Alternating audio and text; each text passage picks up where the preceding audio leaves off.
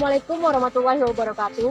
Kami dari Universitas Tanjung Pura, Fakultas Ilmu Sosial dan Ilmu Politik, Program Studi Ilmu Administrasi Publik.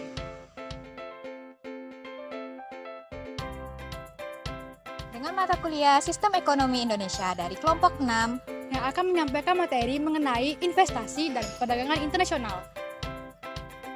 Investasi adalah kegiatan penanaman modal baik bentuk uang maupun harta lain dengan harapan bisa mendatangkan keuntungan di masa yang akan datang. Investasi dilakukan dengan menanam modal dalam jangka panjang melalui pengadaan aktiva, saham, atau surat lainnya untuk meraih keuntungan. Ada banyak jenis investasi, diantaranya seperti emas, deposito, properti, dan saham. Investasi memiliki beberapa manfaat seperti melawan inflasi, menambah sumber penghasilan, dan mencapai tujuan finansial yang lebih tepat. Perdagangan internasional adalah proses pertukaran barang dan jasa antara dua negara atau lebih dengan tujuan mendapatkan keuntungan. Manfaat perdagangan internasional antara lain membentuk hubungan persahabatan antara negara, dapat menciptakan efisiensi serta spesialisasi, dan dapat meningkatkan kemakmuran negara. faktor-faktor yang mempengaruhi investasi ialah yang pertama, Tingkat bunga menentukan jenis-jenis investasi yang akan memberikan keuntungan kepada para pemilik modal atau investor. Kemudian yang kedua ada faktor ekonomi yang menentukan perdagangan internasional. Yang pertama ada faktor inflasi. Ini menyebabkan produksi barang-barang mengalami penurunan kualitas dan kuantitas. Secara otomatis karena barang yang diproduksi menurun, maka nilai ekspornya juga akan mengalami penurunan.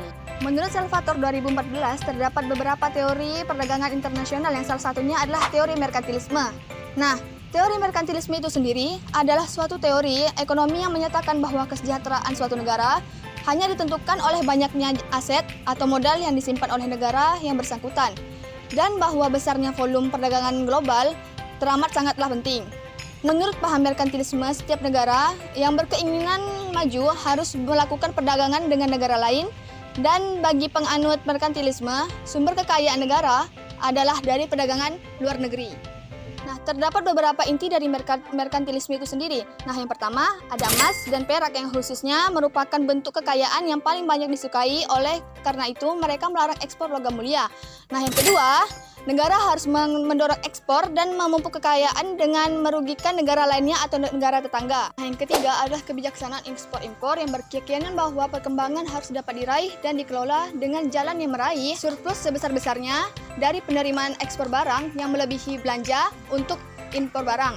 Nah, yang keempat ada kolonisasi dan monopolisasi perdagangan yang harus benar-benar dapat dilaksanakan secara ketat untuk memelihara keabadian kaum koloni tunduk dan tergantung kepada negara induk.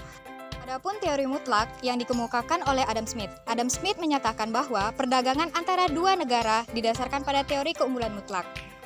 Bahwa setiap negara akan memperoleh manfaat perdagangan internasional karena melakukan spesialisasi produksi dan mengekspor barang yang memiliki keunggulan mutlak yang serta mengimpor barang yang tidak memiliki keunggulan mutlak. Adapun teori keunggulan mutlak ini didasarkan pada asumsi pokok yang meliputi pertama, faktor produksi yang digunakan hanya tenaga kerja. Yang kedua, kualitas barang yang diproduksi kedua negara yaitu sama. Yang ketiga, pertukaran dilakukan secara barter atau tanpa uang. Yang keempat, biaya transportasi diabaikan.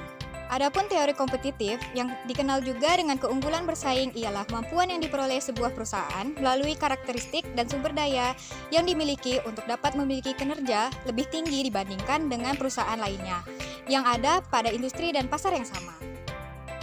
selesai sudah video pembelajaran dari kelompok kami. Semoga dapat bermanfaat bagi kita semua.